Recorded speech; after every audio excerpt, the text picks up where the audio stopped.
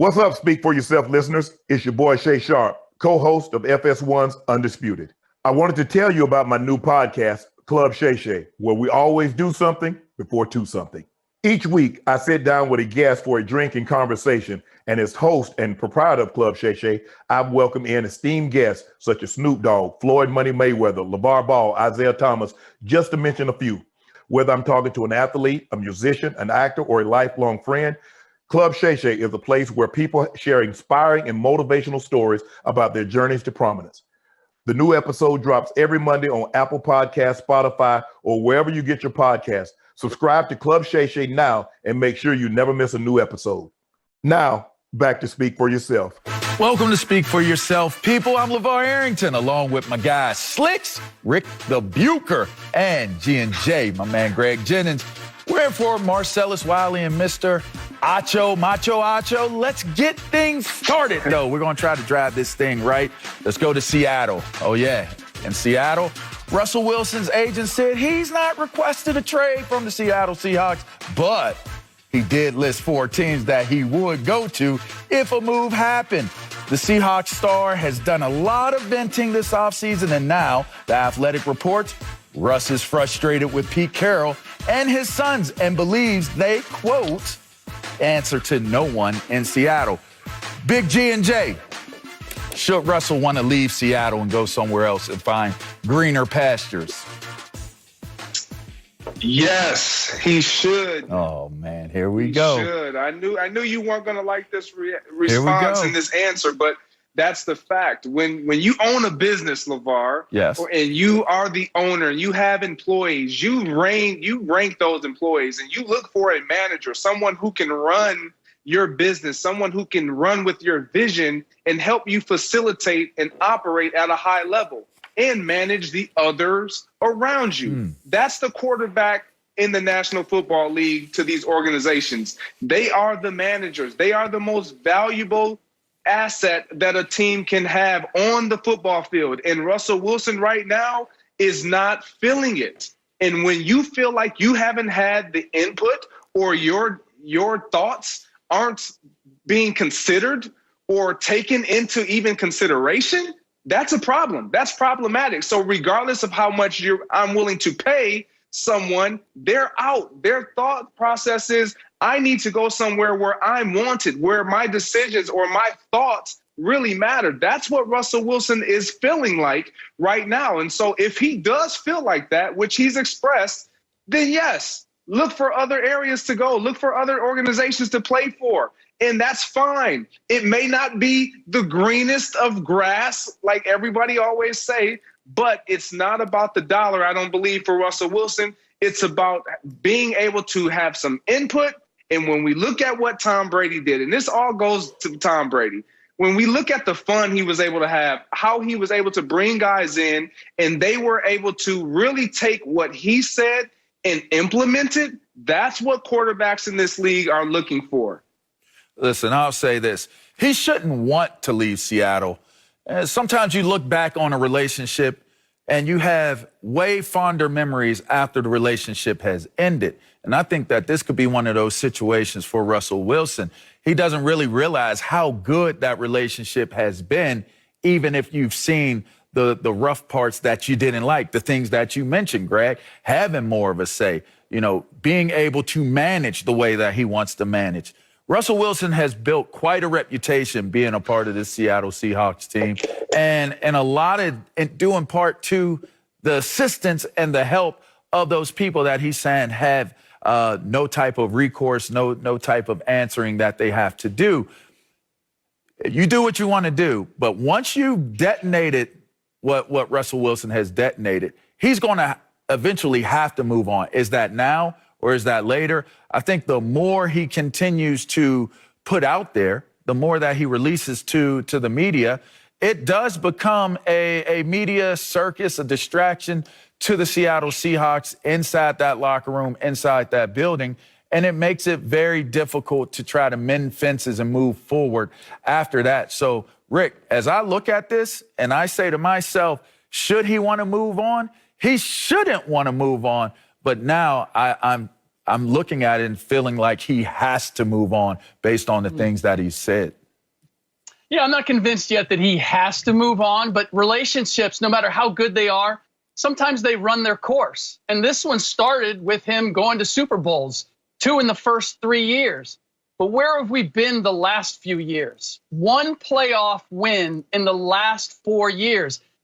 And Russell Wilson is looking at it as if I'm the #1 reason that we're getting to the playoffs at all. And you're not going to allow me to have a voice in how we're shaped. He's almost been treated like a system quarterback. And as we know, Russell is way better than that and has contributed way more than that. Okay. But Pete Carroll seems to be going by the same blueprint that he had back when they had the Legion of Boom, back when they had Marshawn Lynch, and that hasn't worked. And you can't tell me, Greg, I think you made a great point. Tom Brady has ruined it for everybody.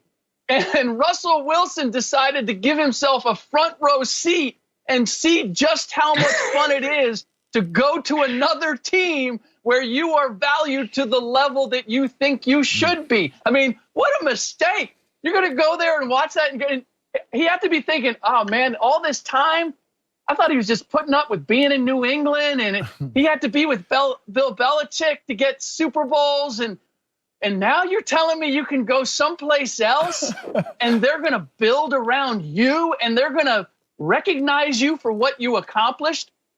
I don't think Russell's the only quarterback who was affected by what Tom Brady did, but he might have been the most affected. Hey, by the looks of that video, G, it looks like Sierra's saying the same exact thing Slicks has said.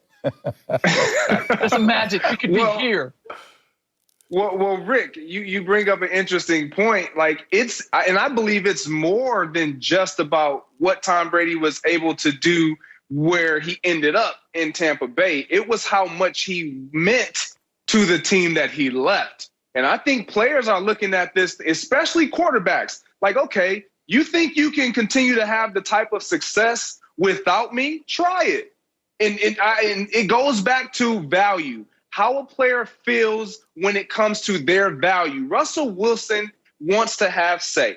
Is that worth letting him walk away because you don't want to, you being Pete Carroll, LeVar, don't want to give up kind of the reins, if you will, don't want to kind of open the door to players' input, which I find always so strange when almost every team that I've ever been associated with or have known from players on, they have what they call kind of a players personnel where you bring those players together and you have that type of player development that kind of speaks to the locker room. They're the conduit that is the voice and echoes everything that the coaches and upper management kind of wants to have done or get done and facilitate to that locker room.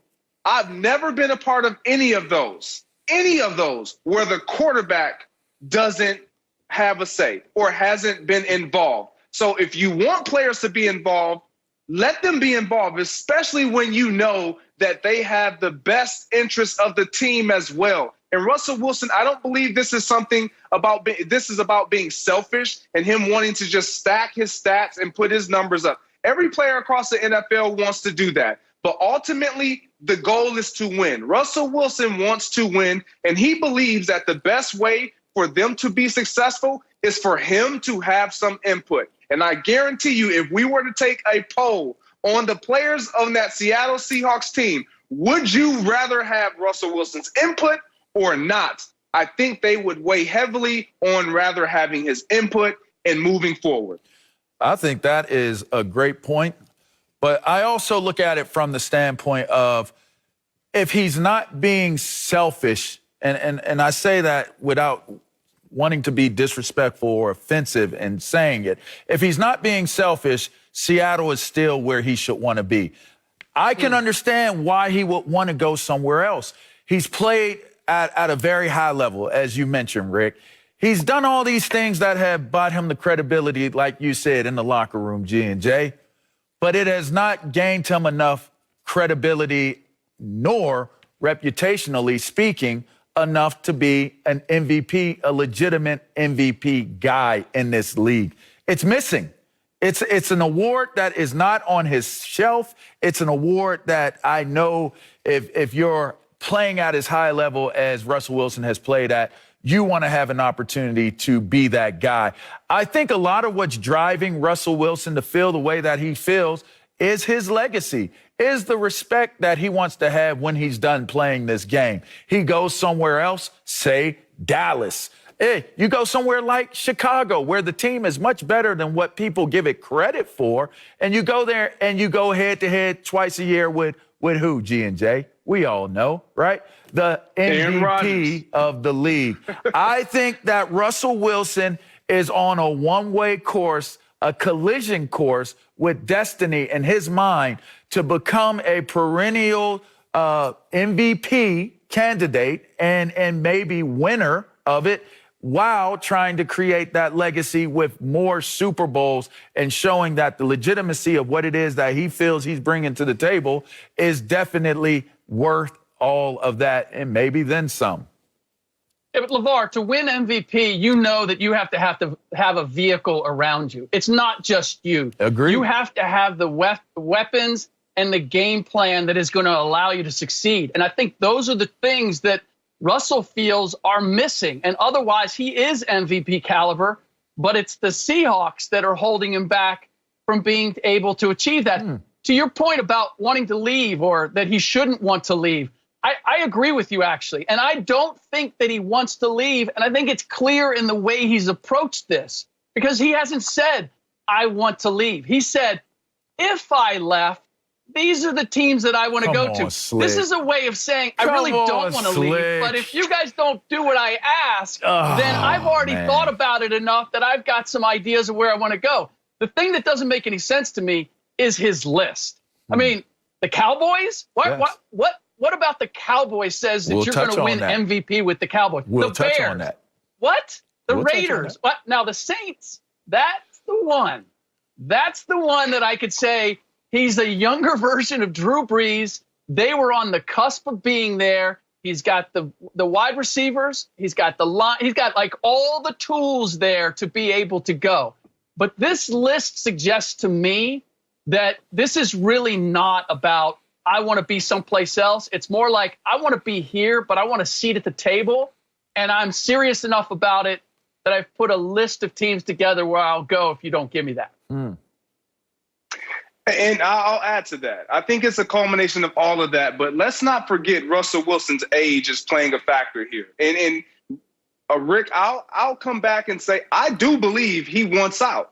It's not about so much what you say, is what you do and how you do it. And with Russell Wilson, he has some savvy. He has some smarts about him. He's been around the corner, been around the block. He's seen how guys have handled it, both good and both not so good. So he doesn't need to say, I want out. He doesn't need to say, I want to be traded. But he can say, hey, these are teams that I would consider being traded to. Why would you say that if you're not considering or not really wanting out? You're allowing those teams to now apply the pressure so that you save face, which I love. I love the strategy. But let's not forget his age. Russell Wilson is in his 30s. He's thinking about his future. So when we talk about Russell Wilson and what he's asking, he wants to be protected. He's seeing Tom Brady. He almost fell asleep in the clip that we were showing when he was sitting there watching Tom Brady at 43 years old. Here he is early in his 30s, and he's being sacked more than 100 times than the next quarterback in his 9-year career. That's not sustainable. When you talk about longevity, I want that as a quarterback. I'm watching it in front of me at the Super Bowl. Give me some protection. Yes, do I extend plays? Do I get off script? Yes, but I can hone in on that if you give me the protection I need to where I can stand in the pocket, where I can make these reads and hit my receivers down the field. So I think it's more about his age, what he really wants, and his longevity, and seeing how Tom Brady has done it. And these older quarterbacks wanting to play longer into their career and extend their career. And the only way to do that is to be upright and to have protection in front of you. And that's what he's asking first and foremost from the Seattle Seahawks. Listen, you mentioned business earlier, business decisions, taking care of your chickens, as Marshawn would say, ironically enough, as a Seattle Seahawk. I think he's looking at this as he's hit his threshold in Seattle. And when you look at your business and you're hitting thresholds that aren't going to yield you the type of returns that you want going into the future, you got to make business decisions. This is out of character, in my opinion, of what we know of Russell Wilson to come out and make this type of business public knowledge. He has always been one that has handled things in a way where people have not questioned what the motives, what the agenda may be, or even question if it is good or bad. He's just always done things in such a way where it's so innocent and so well received. This is the first time that we've seen something that kind of teeters the fence. It's questionable. And for him to take that large of a step and maybe even consider a risk in terms of reputationally speaking for himself, it says to me that Russ is looking at what his career is, what his future is, what can he achieve, where can he achieve what he wants to get achieved, and it doesn't seem to be Seattle. And I think that that's just what it comes down to, Rick. Yeah, look, it's a reflection of the level of frustration that he feels because he has been the good soldier. He has quietly been mollywopped year after year after year and rolled with it. And so he's gotten to a point where it's like something needs to change, and you're not even going to allow me to have a voice in changing it. And I can't help but we have to take into account where things are with the ownership of the Seahawks. Paul Allen having passed away, and now the organization being run by, in absentia, essentially by his wife. There's no one. This is a message from Russell Wilson to Jody Allen to say, hey, look, I need some. If you want me to stay, if you want us to move forward, then something has to change with Pete Carroll. I have to have some level of authority within this organization, or I want to go someplace else. And I can just tell you that the Blazers, also owned by the Allen family, have the same situation, don't have ownership presence. But the relationship between their personnel decision maker, Neil Olshey, and their best player, Damian Lillard, is solid. Like, there's no concerns. They're on the same page. I assure you, Damian Lillard has a voice in what they do and how they do it. Russell Wilson just wants the same thing, and I feel as if he's earned it. Well, another guy that's on the move, guys, and really wants to see what's going to happen in the future for him is coming up next. It's J.J. Watt. He's got a new team. All right, we're going to tell you if we're surprised by the move, and that's going to come up, you know what, next. You're watching Speak for Yourself. We'll be right back. Hey, Speak for Yourself listeners. I wanted to tell you about our brand new Fox Sports app and website, foxsports.com. Reimagined for the modern sports fan. Go ahead, download the new app now. You don't even have to pause this episode. Every day on the new app and website, you'll see the top stories in sports, plus a rich world of written content, videos, social media, and analytics to give you a 360-degree view of the most important stories of the day. Streaming live TV has never been so easy or elegant. Every Fox Sports game, including all pregame and postgame shows, are just one click away. For the extra invested fan, we also go deep with real-time wagering lines, trending prop bets, win probability, and key player projections. So download the new Fox Sports app or visit www.foxsports.com. J.J. Watt has found a new team. After 10 seasons with the Texans, the three-time Defensive Player of the Year agreed to a 2-year deal with the Cardinals, reportedly for $31 million, with $23 million guaranteed. The move also reunites Watt with his former Texans teammate, DeAndre Hopkins. So, LeVar, are you surprised J.J. Watt signed with the Cardinals? I am a tad bit surprised, Rick. And the reason why I'm surprised is because I felt as though he was leaving, basically saying he was pleading to have an opportunity to go win a championship. Now, I thought that this Arizona Cardinals team was a competitive team last year. They showed a lot of resiliency. They showed a lot of growth. Kyler Murray is a star of the future. This team is really good. I can understand the connections and the ties. DeAndre Hopkins probably being a factor in J.J. Watt thinking about Arizona. You got Pat Peterson. You got Chandler Jones. You have some really fine players. Isaiah Simmons is a stalwart for the future as well on this team. But it confused me because I'm thinking that you're waiting for that butt. You're trying to go to. I assume you just didn't sound convinced. Well, I'll say this: Tampa Bay had a similar record to what Arizona had and won a Super Bowl the next year because they got one of the most amazing free agents that you could get. Now, does that apply to a Was that a Tom lineman? Brady comparison? Does that okay? So, does that compare to a defensive lineman that's in the twilight of his career? Because if it does, then this makes sense.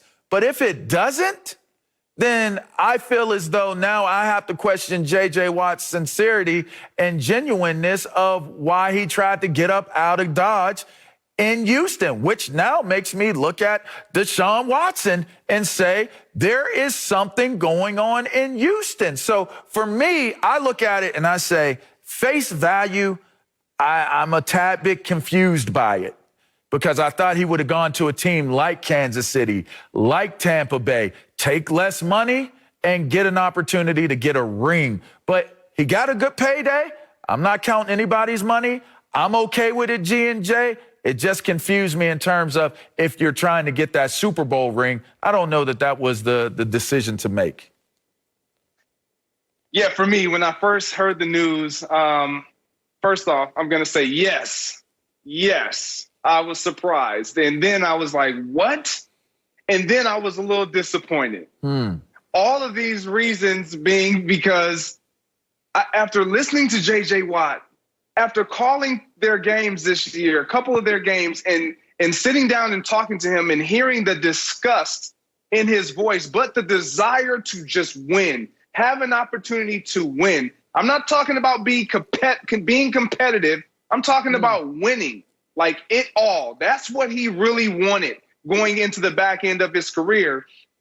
And then I'm letting it sink in a little bit more. And to be honest, I'm still kind of disappointed. I'm just disappointed because although I know I like Vance Joseph at the play calling defensive side, defensive coordinator, and Chandler Jones, they lost him last year and they didn't have a pass rusher. And I believe he will open some things up for J.J. Watt. And you mentioned the other guys, Isaiah and Buda Baker, and they have a lot of great pieces. But that's cool. It's fine to have those great pieces. But when you don't have the coaching, and I think that offensively, I don't think that they're where they need to be offensively to where they can get it done. And he can truly have an opportunity to compete for a Lombardi trophy. That was my understanding of J.J. Watt and his desire to get out of Houston. Now, maybe things change because the money, what they were offering, which I understand that. I've been a free agent before, and I've made the decision to let me go get that dollar and put my family in a better situation as well. But the dollar was definitely more enticing. And I think that's what kind of skewed things a little bit for J.J. Watt, because if he really wanted to be on a contending team, a team that would almost be a lock for a Super Bowl, or you know that you're going to be playing at least deep into the postseason, your considerations would have been the Green Bay Packers, the Tampa Bay Buccaneers, Kansas City Chiefs. Like, in my opinion. Now, if he just wants to still be a player and he knows that he needs assistance and he needs some guys to create some space so he can be the J.J. Watt of old, I don't mind the situation. But I don't believe he's going to accomplish the ultimate goal. And when you're at year 10, going into year 11, and you are coming up on the end of your career, more so than not, winning is the priority. And J.J. Watt has made a ton of money, so I know it's not just about the money for J.J. Watt, but it's hard to look past the fact that he got the asking or the price that he got. So, I mean, at the end of the day, I'm happy for him, but I am shocked and a little disappointed, Rick. Look, there's no guarantee that he could have gone to any of those teams you mentioned, Greg, and that he was certain that he was going to get to a Super Bowl. There's nobody that's that dominant at this stage, I believe. But to answer the question, no, I'm not surprised. Did you guys hear what I read? $31 million, $23 million guaranteed for J.J. Watt at this stage of his career. And you're exactly right, Greg. I think he looked at it and said, I can't. First of all, I can't make that money anyplace else. I guarantee you nobody was coming close to that. Take at least 1-0 off of it in terms of what he was going to get. And for 2 years, I just can't see it. But the other part is J.J. Watt last season was his first complete in a while and the worst season by far that he completed overall. J.J. Watt did not look like the J.J. Watt that I'm used to watching on any level. I believe you're absolutely right. He feels like he needs a Chandler Jones to be the least bit effective. And then you got DeAndre Hopkins and you got where the Cardinals are. And I think there's a way for J.J. to convince himself that taking the money isn't all about taking the money. We're pretty good. We got all the things that LeVar said. We got all these reasons. I think LeVar actually was just parroting what was going on in J.J. Watt's head as he picked up the pen and signed that deal, because you can talk yourself into why the Cardinals can potentially get me where I want to go. And in the meantime, I'm guaranteed all that bank. But the bottom line is he's getting paid. I've questioned the Cardinals in this situation. I mean, that's an awful lot to invest in a guy who I believe is past his prime, and I'm not sure he's going to be able to make good on the money. And as a result, that's going to hamstring them in other ways. It clearly shows JJ's still value and still valued. But I tend to think I don't want to say I have a problem with what you're saying, Rick, but what I would say is, if it's about the money, then stay in Houston. You asked to be let go. You asked to be released. And these reasons why you asked to be let go fall in line with what Greg is talking about. That's what's more confusing. I'm okay with you signing a big deal. Say, I want to leave. I think I can go get a bigger deal somewhere else and I'd be happier playing there. I'd rather him say what it really is than pull the blinds over the window and not allow the fans who have loved him as much as they have and listen to the things that he said. Show up to work. Come ready to work. Our fans deserve better than this. This, that, and other. Say that Houston's some trash. Say that I don't want to be in Houston anymore because I don't feel as though they have the right roadmap to having success, and I'd like to go somewhere else other than being here, even though I love this place. I love the fans. Weren't you just banging on Russell Wilson for essentially doing that? Weren't you just saying that wasn't a good business practice to call out that even if you're doing it kind of behind the scenes, because to call out and say there's not enough here for me and that's why I'm leaving? Well, why is it different for J.J. Watt? Clearly, it wasn't just money. There were other things about the Texans that he does not like and wants to leave. But I thought he did it in a classy way where behind the scenes he works it out with the Texans. They let him go. And now he goes someplace else as opposed to let me really drag the laundry out and explain to everybody in Houston why I'm leaving. But how is it clean and in a classy way when everything that you've told the fan base as to the reasons as to why you wanted to move on turn out to not be what your actions are on the other side of it? What's not true? You didn't go to a contender. You're not. That's not a perceived contender for the Super Bowl. You're not showing me that you made the decision to go take less money to go somewhere else to go try to win Super Bowls because you weren't going in that direction in Houston. I thought it was a little disingenuous. And I don't even recall what my point was with Russell Wilson. I'm on to the next segment. But I will say this. If I'm Russell Wilson as opposed to what J.J. Watt is in this scenario. Russell Wilson has a whole lot more leverage in the scenario than what J.J. Watt does. J.J. Watt didn't have to move. J.J. Watt didn't have to leave. J.J. Watt didn't have to try to leverage anything because he is at the end of his career. His best days are behind him. He's going to be a role player for a team from here on out. He's not going to be the man. Russell Wilson has a very different situation that's playing out for him and what his opportunities present for him. Russell Wilson is trying to gain respect as an MVP of this National Football League. Russell Wilson is trying to gain respect of winning championships as the main guy that is the main ingredient of winning these championships. Russell Wilson has a much different agenda that's playing out for him than what J.J. Watt does. J.J. Watt, at this point, no reason to burn any bridges with the fans that have loved you for your entire career, of the best parts of your career. I just thought it was a misstep, Rick. I ain't saying what isn't good for one isn't good for the other. I'm just saying it's different. This one is different. It's different.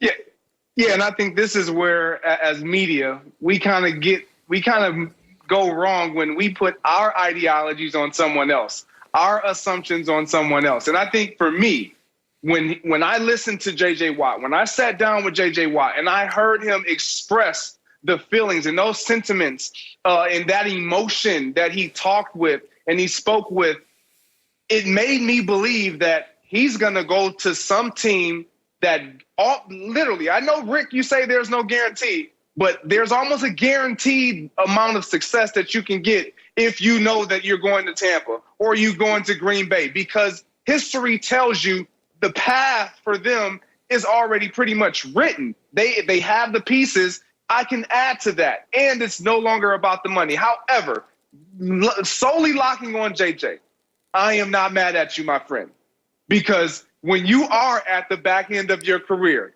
and you can, I'm not saying that the Arizona Cardinals are not a contender, because they can be very competitive and they can compete. They were third in that division. Chandler Jones is going to give them even more of an opportunity, because defensively, when he went out, that's when that team started to pretty much unravel. So I do think he adds value. I think he thought about that this roster that he had, his opportunity to still be impactful on a team that has a lot of pieces, that he doesn't have to carry the load. And Rick, to your point, that dollar looked real good to him. And there was no way that he could turn that down. I'm not going to sit here and act like I would have turned that down. Yeah. If I would have had other options, that would have been much less, but could have probably kind of garnered more success as far as wins. It just doesn't match what he said. It did not match what he said. I'm okay with it, though. In our opinion. I'm okay with it, though. That's our view. That's our J.J. Watt, get that money, bro. Get that money. Hey, I'm okay with it. That just doesn't answer the question. Money can certainly change circumstances. It changes everything, Rick. And the ability to rationalize why you're doing one thing and it's okay because the money compensates for it. I think we're all capable of that. So I'm not going to hate on him for that. But LeVar, you were saying that he's in a different place than Russell Wilson. He is, much different. He is. But he actually had more leverage in terms of being able to go someplace else, because he's no longer in his prime. The Texans knew that what they were giving up wasn't worth the money that they were going to pay him to stay. And he had been the face of the franchise, had made good business sense to let him have what he wanted at this stage, because he wasn't going to deliver. They know what he has left in the bag. And so they were willing to make that move.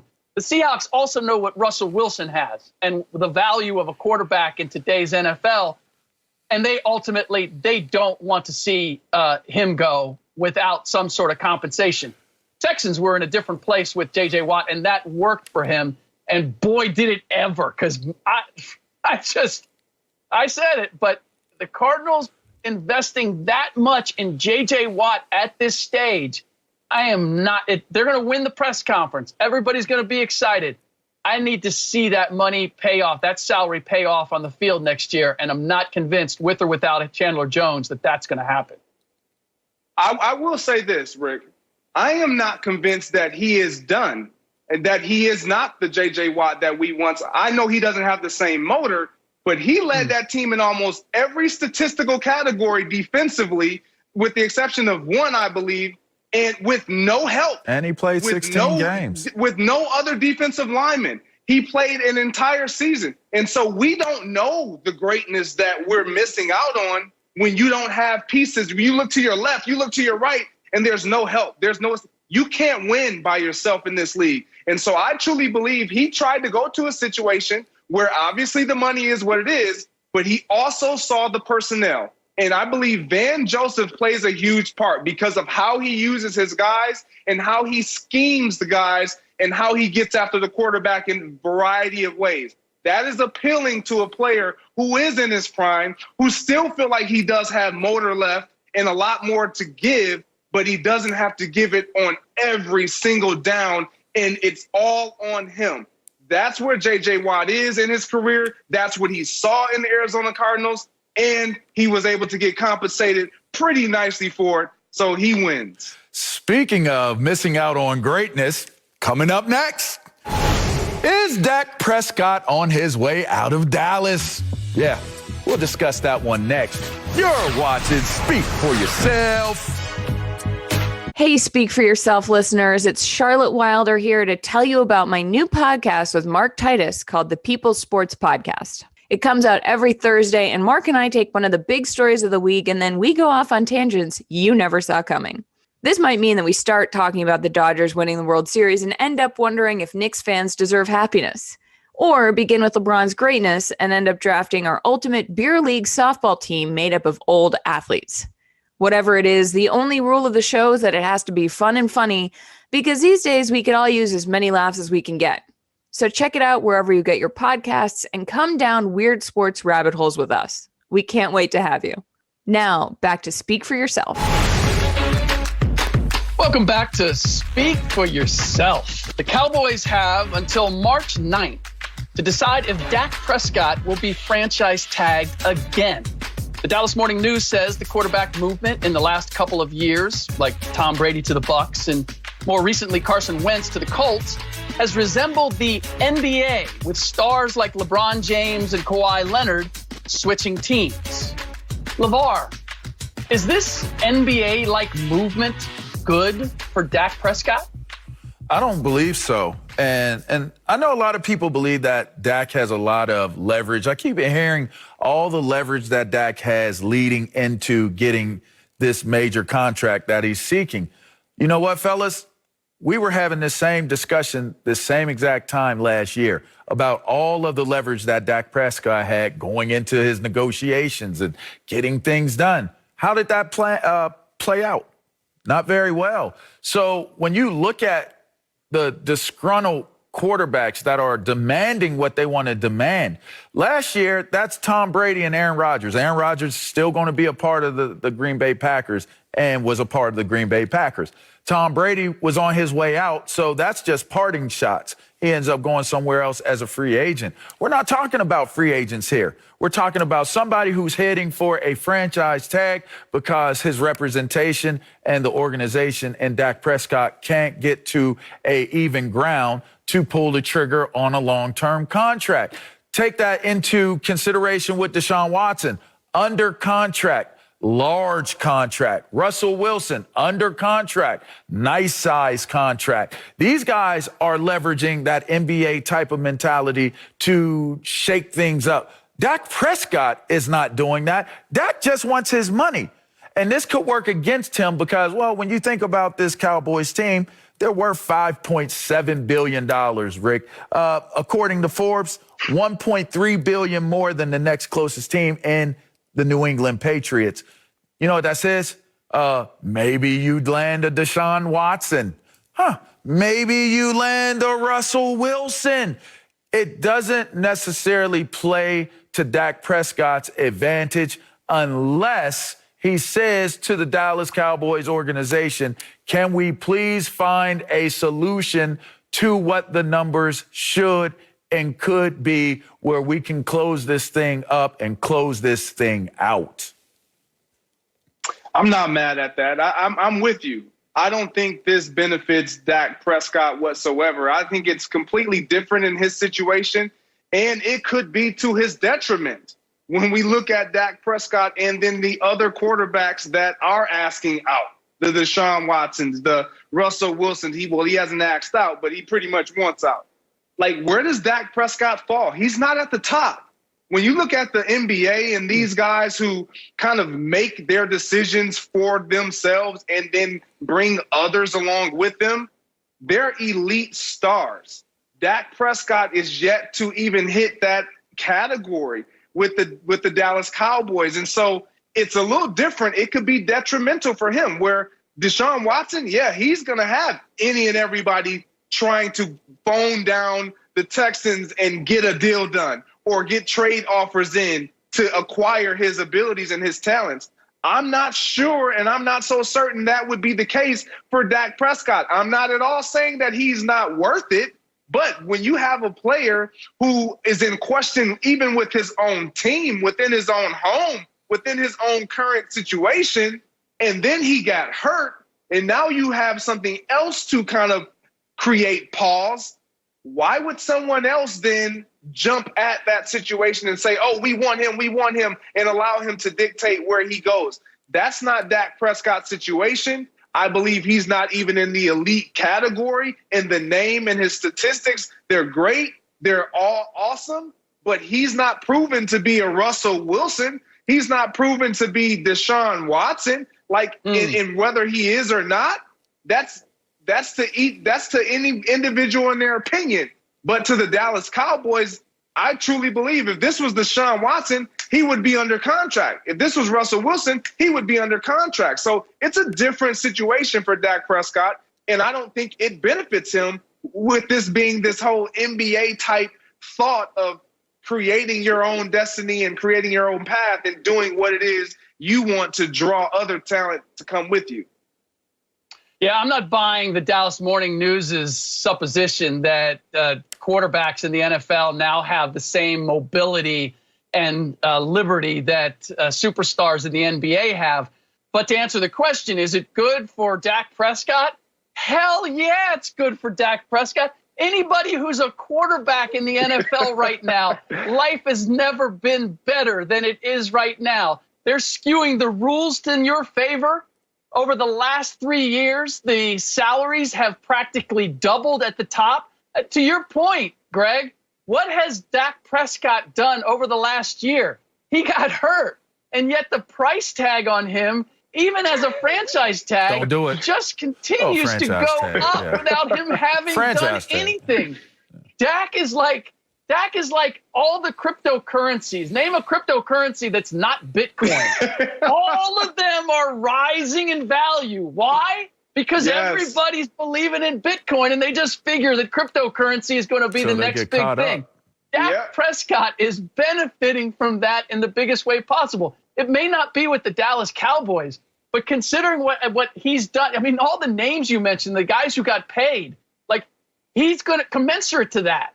He's going to get something that's $10, $15, $20 million more than what he would have signed 2 years ago.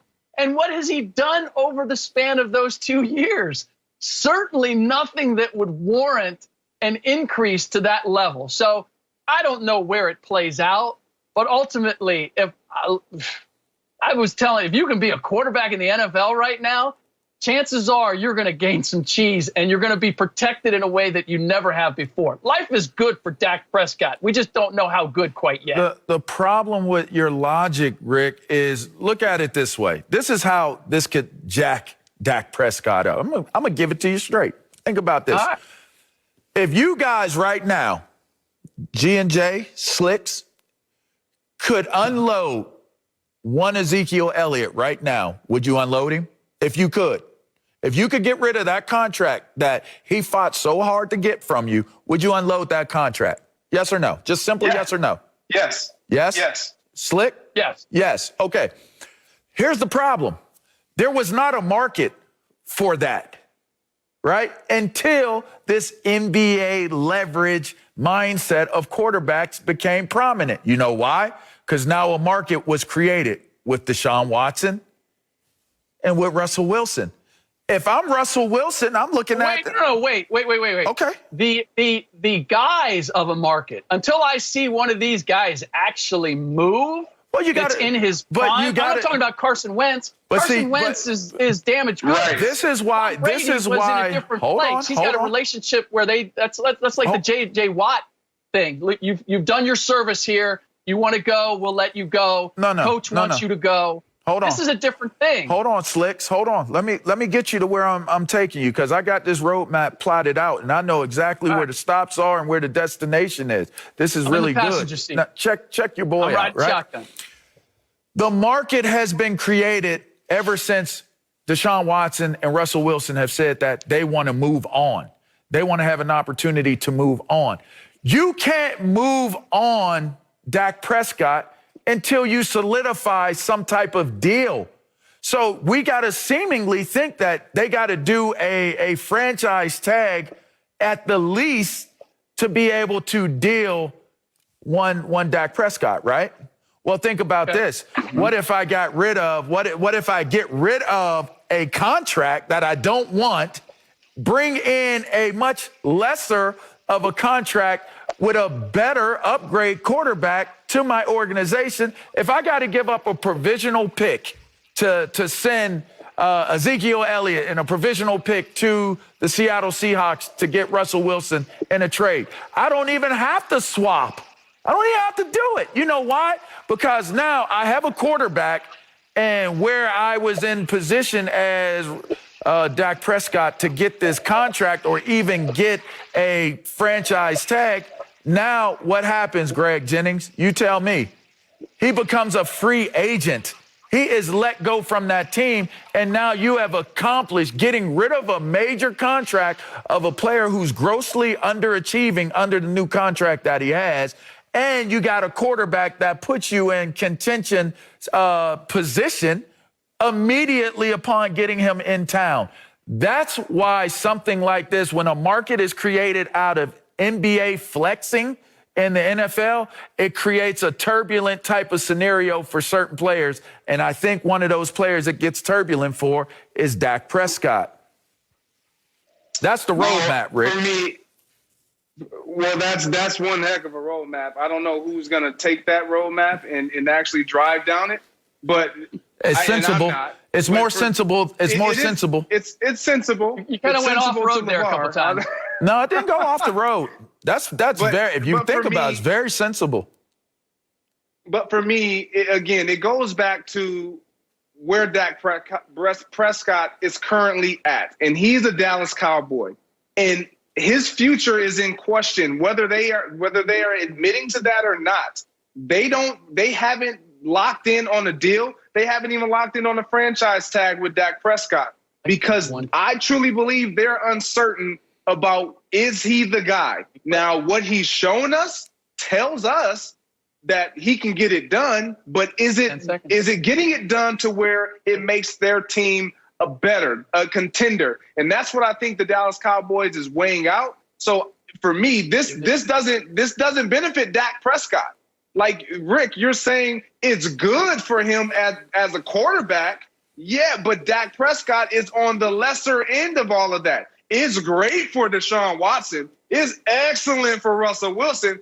They are even given their situations. Yeah. But not so much for Dak. Worst case scenario, he's franchise tagged. How do we franchise tag? How do we create the franchise tag? It's based on all the salaries of the other quarterbacks, the top quarterbacks. Well, top quarterbacks moving is only raising their value. That's good for Dak. Only time will tell who's correct on that debate. And speaking of decision-making, coming up, is it time for the Texans to trade Deshaun Watson? We'll discuss that next. You're watching Speak for Yourself. Welcome back. Deshaun Watson is sticking to his trade demand after meeting with new head coach David Culley. But the Texans still have zero interest in trading him.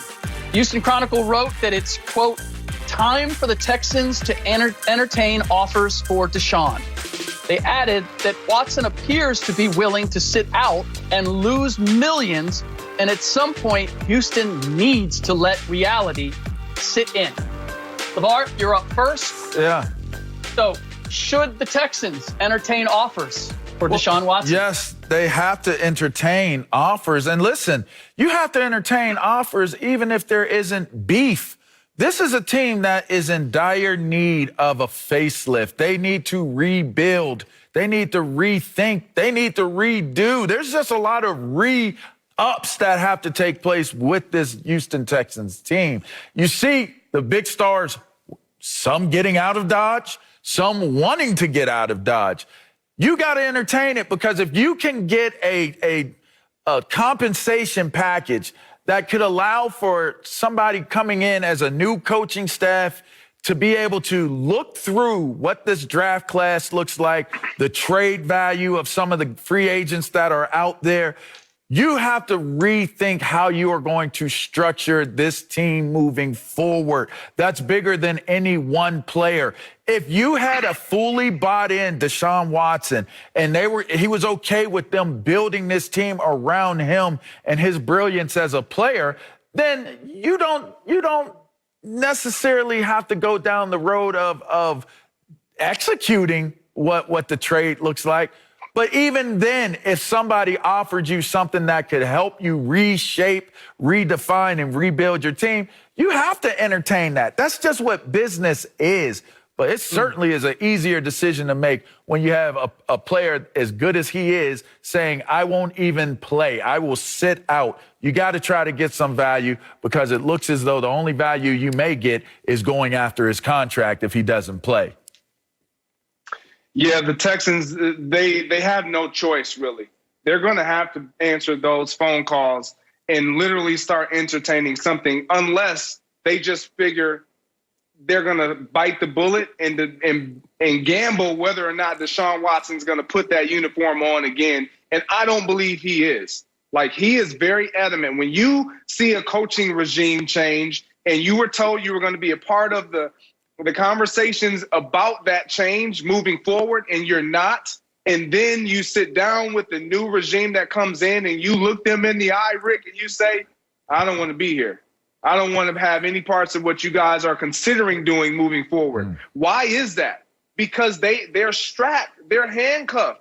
They gave away so much for Laramie Tunsil. They don't have a first-round draft pick. They don't have a second-round draft pick this year. Deshaun Watson is looking at this situation like, I'm tired of doing this by myself.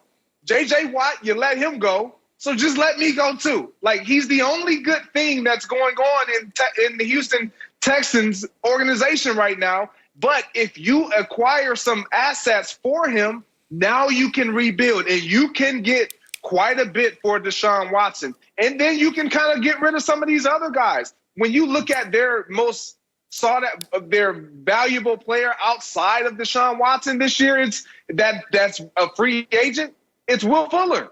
Will Fuller. And if he decides not to come back, if he's not on that roster, you don't have a single guy under the age of 21 or 28 that was a playmaker on either side of the football. So you have started completely over. So you might as well start over with the quarterback as well, because Deshaun Watson is letting you know, as nice as he possibly can, with a little oomph, I don't want this, and I'm not going to have it, and you ain't going to make me take it. You can't get it because you ain't got it. That's his stance right now. So you have to engage in listening to what someone is going to offer you. Man, it's tough. 1,000% they should be considering offers, and then 1,000% more they should be announcing that they are entertaining offers, that this is a sale. We have Deshaun Watson on the market. What are you willing to give us? Agreed. Because then now you're going to get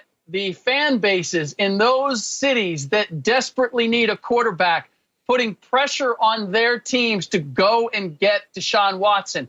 You guys have made the case. It's exactly right. Look, if this Texans team was built ready to win, and the only issue was Deshaun Watson doesn't like that he didn't have a voice in selecting the coach, I could understand biting the bullet and saying, you know what, we'll make it up to him. Once we start winning, once we start playing, he'll get past that. He doesn't want to pass up the opportunity to be successful on the field. But the reality is Deshaun Watson had a very good, if not great, season last year, and they were 4-12. 4-12. And to your point, Greg, they don't have the draft resources to improve this team at this point. So it doesn't even make sense. As good as Tunsil was at left tackle, the rest of their offensive line was not. And one of the worst in the league. So not only can you not protect your asset, you can't make him any better, and you can't go back, you can't go and improve things around him.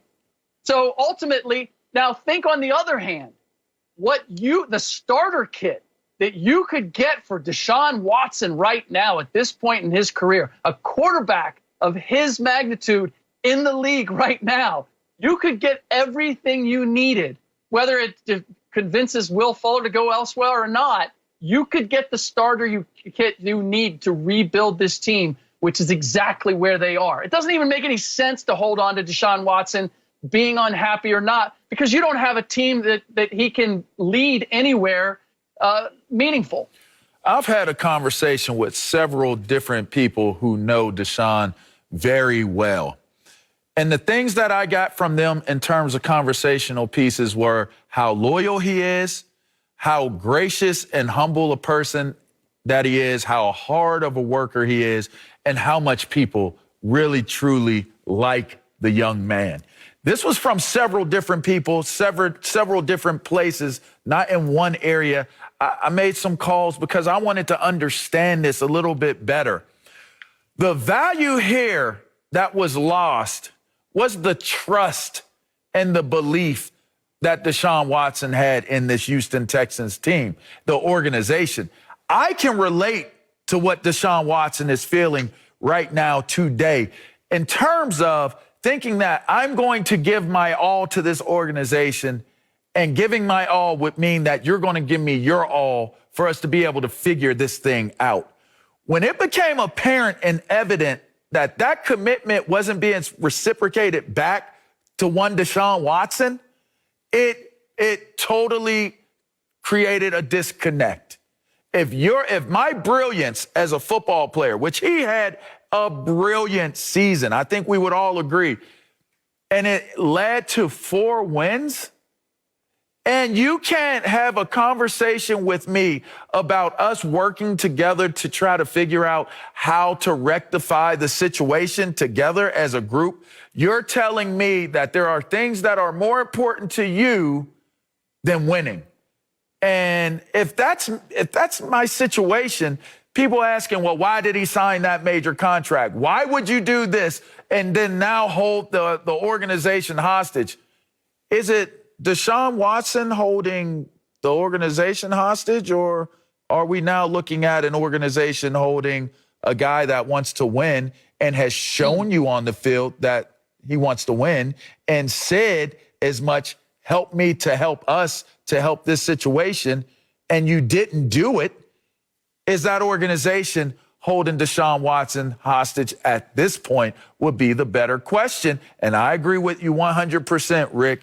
If you are going to be that type of a team that isn't going to be able to build and do what it is that you're going to do, you certainly need to think about moving on from a player that you know specifically came to you for help to help the situation, and it didn't get rectified. Are you talking about Russell Wilson or Deshaun Watson? Deshaun Watson. Yeah, but you know. Oh, okay, just want Deshaun Watson. Sure. It's a Deshaun Watson segment right now, Rick. I got you. Okay. All right. Okay. I'll be really quick, and I'll add to that. I'll add to all of that. We got to remember, like, Deshaun Watson was accustomed to winning. Like, he got to 2 national championships and won 1. When, like, this year, they thought that they would be it would be another year of competing in the postseason. They were coming off a postseason run that was a distaste when the way that they lost to the Kansas City Chiefs. Let's not get this twisted. This was a team that wasn't trying to rebuild. They were trying to retool. And now you come up with the guy who's had, what you said, LeVar, an outstanding season, and now you're telling me you let J.J. Watt go. We don't have a 1st and 2nd round draft pick. You can't make, Rick, to your point, you can't help me get better? No. You can't help me improve? No. Like, Deshaun Watson is about winning as well as improving, and that is not a great situation for him as he currently stands in Houston with the Texans. He wants out, and I truly believe he's going to show them every ounce of why he wants out. If they want to do it, that's up to them. If they choose to try to hold him and hold him hostage, he's going to sit. Speaking of great situations, Slick probably thinks this is a great situation. Did LeBron James' Lakers make a statement last night? We'll discuss that next on Speak for Yourself. Speak for. It's time for our big story, brought to you by Marco's. You know what? Pizza lovers get it. Yeah, let's head out to the NBA, where the Lakers blew out the Warriors last night and have now won back-to-back games. LeBron James scored 19 points and was able to get some rest after playing a season-low 24 minutes. We're joined by my man, Chris Broussard. But Slicks, we're going to start with you. Did the Lakers prove something last night? What was it? What did they prove? Yeah, they proved a couple things. Number one, they proved that they had not forgotten the loss to the Warriors in mid-January when they blew a 14-point lead by thinking that they just cruise home. They haven't forgotten all the abuse they were taking last week when they were losing games when it was just LeBron James. And I believe that they proved that Dennis Schroeder, while it's not ever going to be called Dennis Schroeder's Lakers, it's LeBron's Lakers co-starring Dennis Schroeder and Anthony Davis, and that Dennis Schroeder deserves that sort of recognition because he makes that kind of an impact on this team. He's the second best playmaker on the team. Defensively, I believe he's one of the reasons why they're rated number one in the league when they're all healthy. And it's why alarmists like LeVar last week thought that the Lakers were just, this is big trouble that they're losing to everybody when they don't have AD, and who knows if AD is going to come back. And I tried to tell you, Dennis Schroeder makes a huge difference. Stop looking past my man. Well, I didn't have to say any more because Dennis Schroeder came out against the Blazers. Yes, he did. And then he came out against the Warriors and demonstrated, LeVar, this is what I mean to the Lakers. That sky is not falling. I am here to hold it up. I appreciate that, Mr. Schroeder. I see you. I see you cooking. Go ahead. What you got, Chris? Yeah, look, I'm with Rick. They proved to me he was right about the things he said, but they proved nothing to me because they didn't need to. Now, maybe to the people like the great LeVar Arrington, who last week were panicking over a few mid-season losses without their second and third best players. Yes. I mean, maybe to those people, they called you in off the ledge, all right? But really, to the rest of us, they didn't need to prove anything. I never doubted that with a healthy Anthony Davis and Dennis Schroeder, that the Lakers are the best team in the West. And really, until Brooklyn gets everything together, if they get everything together, they're the best team in the NBA. And so yesterday was just bringing everybody back to reality and saying, look, relax. We still don't have AD. And we ran through not a great team, obviously, but a playoff team in the Western Conference. A couple things I liked. If you notice that game, LeBron James was primarily, almost entirely off the ball. So the ball was in Dennis Schroeder's hands, ball was in Alex Caruso's hands, and that was good because that's getting the other guys used to making plays. We know LeBron will be able to make plays when he needs to, but it's getting the other guys used to doing that, making plays for themselves and others. So when AD does get back and everybody's back in their normal role, maybe those guys will be better suited to make plays when called upon. The second thing it does is it makes LeBron's minutes less taxing. Now, he only needed to play 24 yesterday, which is fine. But when he does need to play 35 or even more, if he's playing at least some of the time off the ball, then those minutes won't be as taxing as him playing 36 minutes where he's got to create everything. So I liked what I saw with the Lakers yesterday. Schroeder brings a bunch defensively as well as offensively. So LeVar, like I said, come in off the ledge and recognize that as long as AD comes back healthy, physically and with his game face on mentally, these Lakers will be fine. I'm glad you qualified that, Mr. Qualifier, along with your guy over there who likes to deflect. You guys worked it very well just now, and I feel like I'm all alone on this. listen, they proved something to me. They proved that they could snap the losing streak that they had going on. Great job, Mr. Lakers. I think when you look at LeBron James, he's much more comfortable with Schroeder out there on the floor. I totally agree with that. I never said that Schroeder wasn't a difference maker or a playmaker. I said, is he enough for this team to be able to go and win it all? So when we're having that bigger conversation, let's be clear, we keep it in context, all right? I also said that this is a team that has to be able to make the ball from outside on the perimeter. What did we see take place yesterday? They shot better from three-point range. In fact, it was like 5-6% better. They were in the 30% of converting their three-pointers, where in their four-game losing streaks, they were in the 20s. So I tend to think that LeBron is more comfortable with Dennis Schroeder out there on the court. That showed. But does it answer the question to me overall? Does it prove to me that I'm looking at this team any differently than what I did in the conversations that we've had in shows prior to this one? It absolutely does not. I expected to see them break out of being in such a losing streak because you did add one of your better players back to the roster.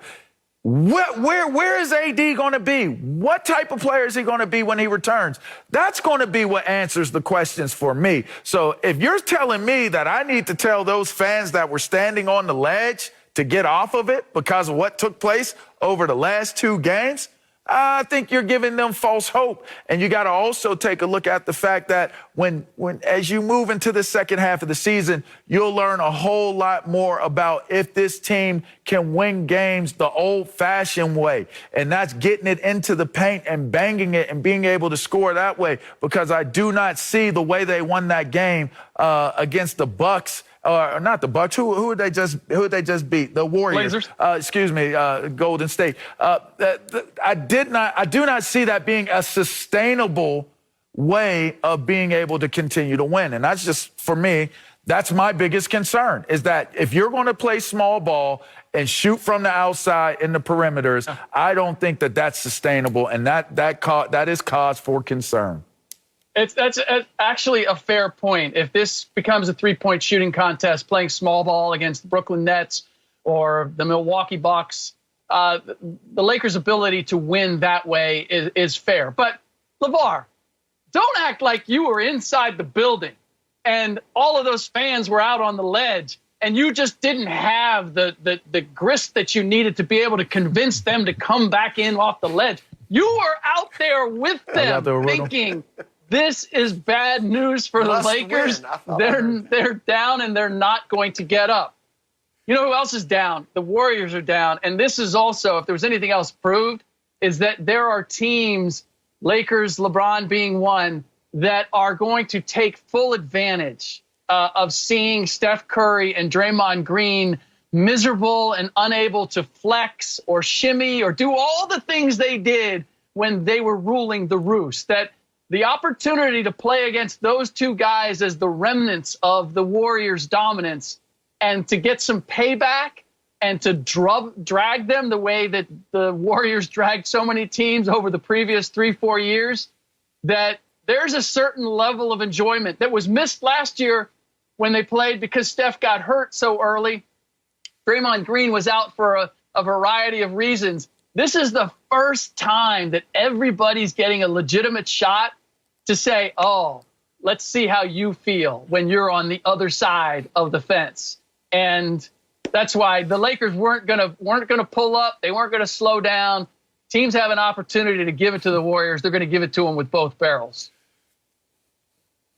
LeVar, I like your point about the Lakers and the three-point shot, but you know what? In today's NBA, that goes for every single team. Okay. You can look at so many games that are simply decided by the three-point shot. If they were hot that night, they won. If they were cold that night, they lost. But there's better shooters. There's better shooters on those other teams. I hear you. And obviously the Lakers have a LeBron James who, when he wants to, can go to the hole, and an Anthony Davis. I'm with you in that. Maybe I think that they are not maximizing an advantage they could have. If they put AD, they want him out shooting more threes. But if they put him a little bit more in the post, not all the time, but a little bit more, I think he could do damage down there. And that would give them a look that not many teams have. Even Joel Embiid, who's the best low post scorer in the league, he's out on the perimeter most of the time. And so I think that's an advantage they could take advantage of that they're not. And so maybe over the second half, they'll do a little bit more of that when AD gets back. But I think they need to your point. You definitely have to establish that you can score down low if you're going to be able to score outside and not have the pressure of always hitting it from the outside. But that's just me, one man's opinion. You know, it is what it is. You know, they're basketball experts. I played football. But anyway, I digress. Coming up next, we're going to continue talking basketball. Can the Greek Freak and the Bucks win the East? We'll discuss that coming up next on Speak For Yourself. Next week, the Big East tournament tips off at Madison Square Garden. Will Villanova take the crown again? Find out next week on Fox, FS1, and the Fox Sports app. You know what it is. Let's go. Let's get into the NBA and stay there. Giannis led the Bucks. Giannis led the Bucks on a 9-0 run to close out the Clippers yesterday. The Greek Freak finished with a game-high 36 points and a huge dunk late in the game to seal the win. The Bucks have now won 5 straight and are third in the East behind the Sixers and Nets. We're going to start with you, Bukes. Tell me, are the Bucks a legit threat in the East?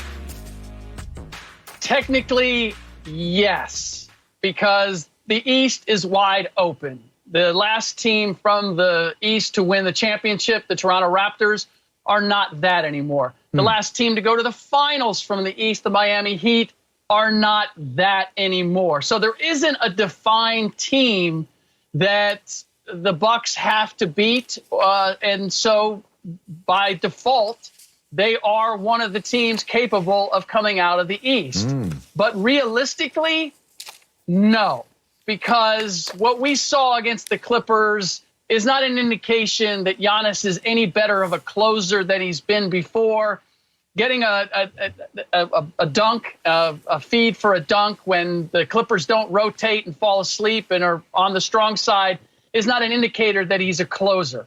I do like this Bucks team probably better than I have any of the last 2 or 3, because the reason that they were putting those gaudy regular season records up, certainly last year, was because of their depth. They played 12 guys 14 and a half minutes or more, and they all played at least 52 games or more. This year, they only have 8 guys who have done that, and so they have a tighter rotation. Why is that better for the postseason? Because that's what you're going to do in the postseason. So they're getting an opportunity to develop what their postseason rotation is going to be like. I do believe Drew Holiday is the best point guard that they've had over the last couple of years, but it still comes down to Giannis. Can Giannis be your playmaker, the guy that you play through with the game on the line?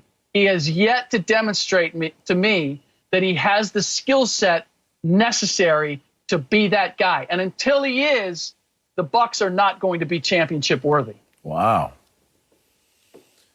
Yeah, unfortunately, he doesn't. And like you said, yesterday, look, it was nice. He had 17 fourth quarter points. That looked great. But all but 3 of them were dunks, layups, or free throws. And we know he can do that. The problem is in the playoffs, when teams stop you from doing that, he doesn't have anything to go to. And then your second guy, Chris Middleton, is very good. He's made a few all-star teams, but he's not the level of closer you're going to need to win the East, and certainly not to win the NBA Finals. So the same questions that plagued them the past few years in the playoffs still plague them now. I like Drew Holiday a lot. He's a good player. He's not a star. And is he going to be healthy? That's another thing with Drew. He's got to stay on the court. I do like that they aren't putting their all into necessarily winning 70 games or 65 in this case in this shortened season. And Mike Budenholzer's trying some different things defensively, offensively, and that can lead to some losses. So don't panic over the record. But when you look at the East, Brooklyn's got 3 superstars. Not stars, superstars.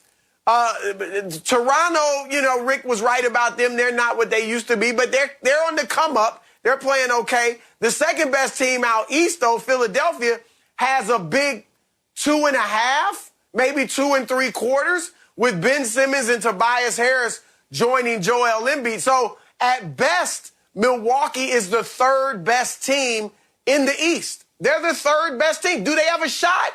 Sure. To Rick's point, I think Brooklyn is a world beater in the Eastern Conference, but they do have to get on the floor together. Mm-hmm. I don't like Kyrie sitting out a game every 2 weeks for God knows why. Kevin Durant, he's got to get healthy. So there's question marks. But if they're healthy and play 20-some-odd games together over the second half of the season, I think they rule the East. Philadelphia, better than Milwaukee, but there's some question marks there. They're young. They can be immature. And we've seen, we saw it with Dirk Nowitzki beat the big 3 in Miami because Miami wasn't quite ready. So if, the other 2 teams ahead of them squander the opportunity, aren't quite ready, aren't quite together, then maybe Milwaukee can sneak in and upset them. But they're, I said it, at best, the 3rd best team in the East right now. Well, anytime you have a reigning back-to-back MVP on a team, that deserves a level of respect, and that respect should be given. And I look at this team, and I say they do have a shot at it. I think they do have an opportunity to be competitive. I'll give you a NASCAR example super quickly. Sometimes at the front of the race, you see the best drivers. They're driving hard. They're competing for a position, trying to really, really hold off that spot in order to gain that comfort on the track, right? But then slowly, there's that one car that's behind all them real fast cars and the fast drivers, and nobody anticipated or thought that they would be able to get into the race. And then lo and behold, some way, somehow, they slingshot their way off of those top cars in the front. You may be shaking your head saying no, and using that NASCAR reference, when you have a guy that's heating up like Giannis is right now, scoring over 35 points and averaging that being there. You got Middleton. If Middleton would have been a little hotter in the playoffs last year when Giannis went down, who knows what takes place? So I still think that looking at some of the question marks surrounding if the 76ers can get out of their own way in the East and try to win it, if the Heat are able to be competitive, and then you look at this Brooklyn team that has come out of nowhere with the 3, how is that going to play out? I still don't know how it's going to play out health-wise, chemistry-wise, a lot of question marks, a lot of horseshoes and hand grenades, but that's just me. I think they're still competitive, and I still think they have an opportunity. And speaking of having opportunities, could we see, Russell Wilson and Dak Prescott in a trade? Oh, my gosh. We're going to discuss that. That's coming up next on Speak For Yourself. We're going to discuss that. Trade. Welcome back. Russell Wilson's agent said Russ wants to stay in Seattle, but if he did get moved, he would approve a trade to 4 teams, including the Cowboys. Cowboys legend Michael Irvin said, quote, Russell Wilson wants Dak's chair. But Jane Slater reported that the idea of a Russ-Dak swap is, quote, laughable. So, LeVar, is a Dak for Russ swap laughable? It is laughable because you're going to swap him for Ezekiel Elliott. It wouldn't be laughable if it were possible, okay? So I look at it like this. Russ is very calculated. So if he said those teams, they already ran the numbers and they ran the options in the way that it could possibly work if they were to try to work a trade.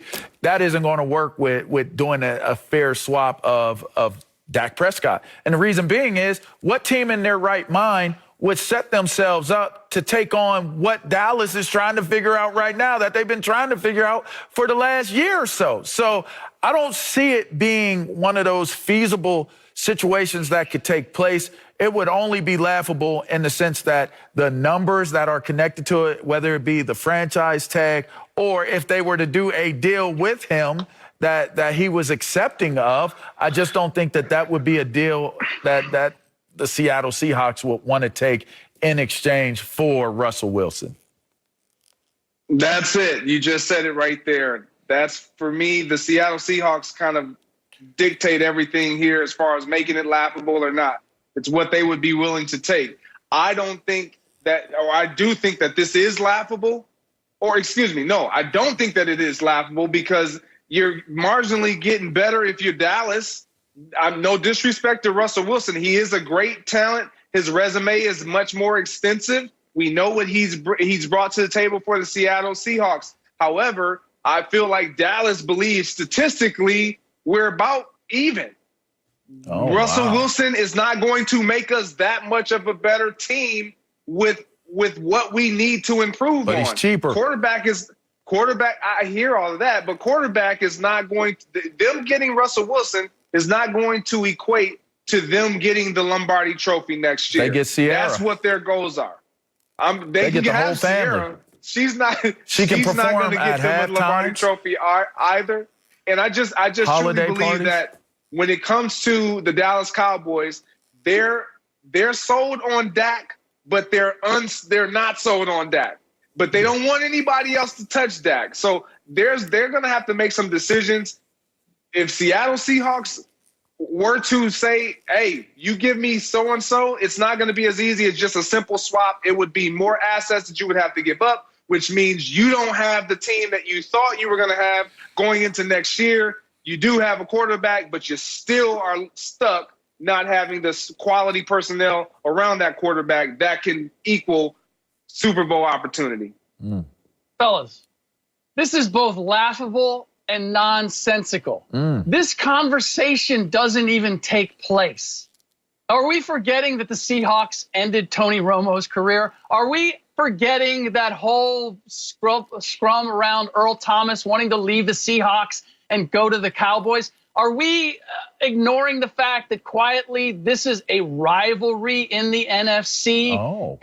Last time I checked, the Steelers and the Bengals, while it's not equated to that, the Bengals and the Steelers are not making trades. Rivals are not making trades. And this would cost more than just Dak Prescott. It would be Dak Prescott and picks that the Seattle Seahawks would want in exchange for Russell Wilson. So, we can figure out whether it makes sense, how would it make sense, any of that.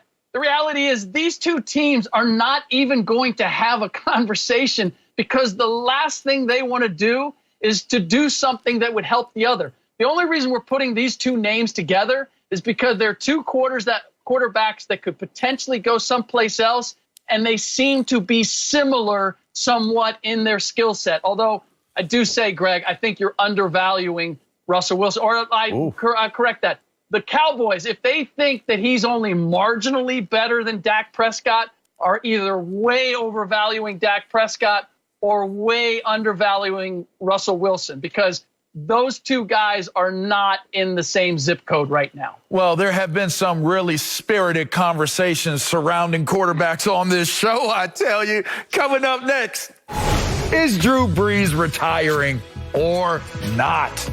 We'll discuss that, all of that next on Speak for Yourself. Welcome back. Many people are expecting Drew Brees to retire, but apparently he did not get that memo.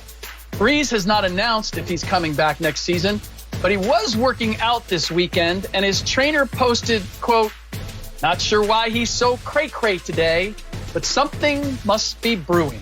So, LeVar, not sure I was going to say cray-cray anytime soon on national TV, but what is Drew Brees brewing for 2021?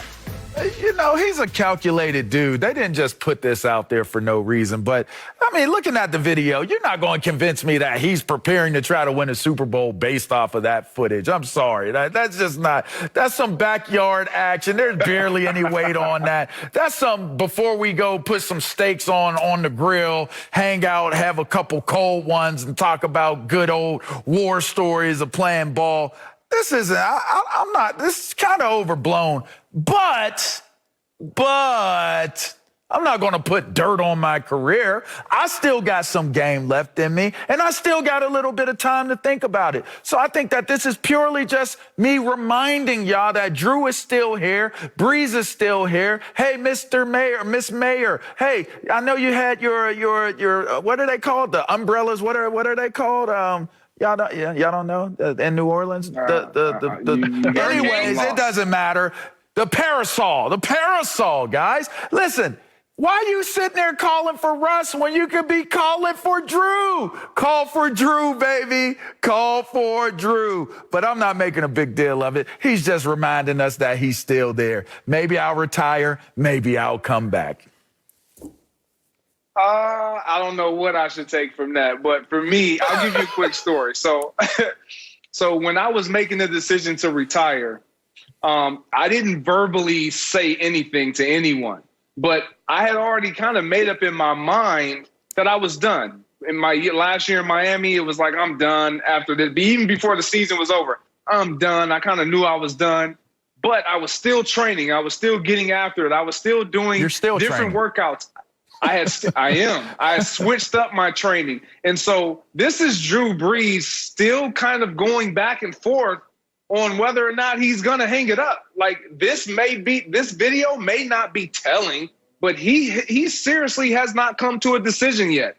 He believes that if given the right situation with the New Orleans Saints, if they do want me back, if I can get another crack at it after throwing 3 interceptions on a team that had the potential to do something special and they can let me rectify that, they'll be willing to.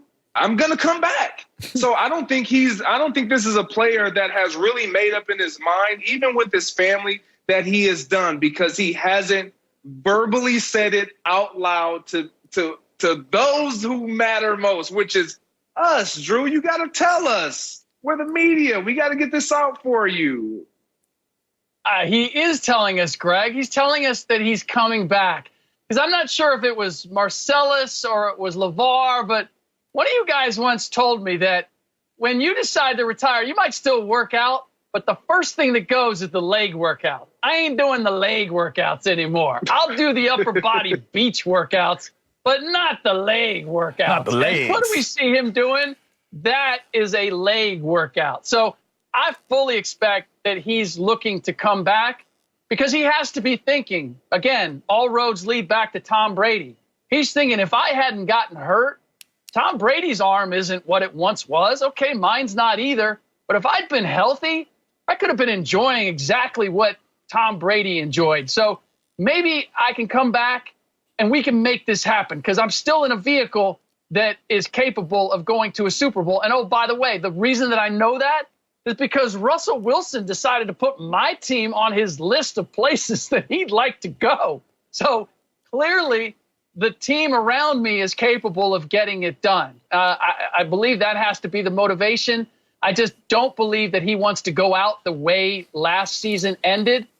Just the look on his face at the end of that game told me that he wasn't done. And when I see this, it makes me believe, as you said, LeVar, there's a reason they put this out there. They're sending a message somehow, some way, and it's got to be, hey, I haven't given in yet. And it happened right after the mayor did that video. So, I mean, hey, we're going to see how it all plays out. You're going to see how it all plays out, but we're switching topics right now. Coming up, will Deshaun, Dak, or Russ switch teams this offseason?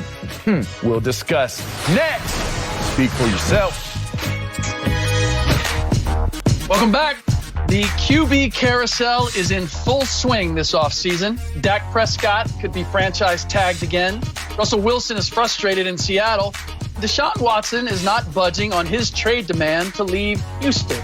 So, LeVar, who is more likely to be playing for a new team in 2021?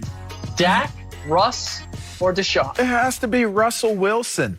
And the reason I think it's Russell Wilson is because he is the one that's going to be able to manipulate it, motivate it, aspirate it, all kinds of rateds to be able to get out of Seattle to go to where it is. And he's going to end up going where he wanted to go.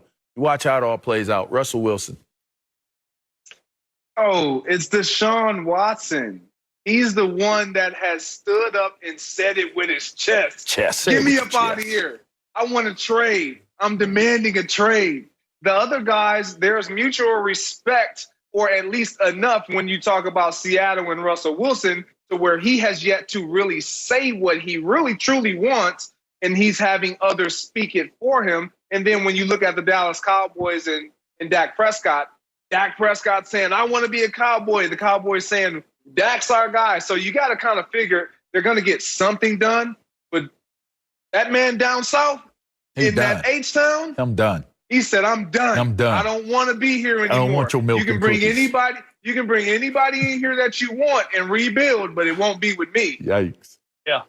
No, and of the three guys, there's only one guy who has definitively said, I want out. Correct. Dak Prescott hasn't said, I want out. I want to be someplace else. He said, I want to get paid. Russell Wilson has said, I want to be someplace else if I don't have a seat at the table and have the authority or the input that I'd like to have. Deshaun Watson is the one guy who said, I want to be someplace else. And honestly, when I look at the three situations, moving Deshaun Watson makes the most sense for both parties. It makes sense for the Houston Texans to move Deshaun Watson and get the resources and the assets that they need to rebuild this not very good team right now. If the Seahawks run it back with Russell Wilson, they're still a very good playoff caliber team. With the Cowboys, you get Dak Prescott back and he's healthy. They're still capable, and you could do it at the right price. You could still franchise tag him. Makes all the sense in the world. Deshaun Watson is the one guy that for both sides, it makes perfect sense to move him before next season, before the draft, certainly. And that's why I expect that he's the one, ultimately, that if any of these three is going to go, he's the one. That dude, Mr. Macho Acho, we appreciate you allowing us to drive your car for the rest of this week. We talked about a lot of big stuff. If you haven't checked us out, check us out and check us out on IG, social media. Speak for yourself. It's at Speak for Yourself. We're up to date around here. Hey, Greg, let me tell you something. You're going to be wrong. Hey, Rick Bucher, you're going to be wrong. And I'll tell you what. Maybe, just maybe, our people on Fox Bet Live will be able to give us some odds on who's going to end up going where and what and why. So, listen, we'll be back.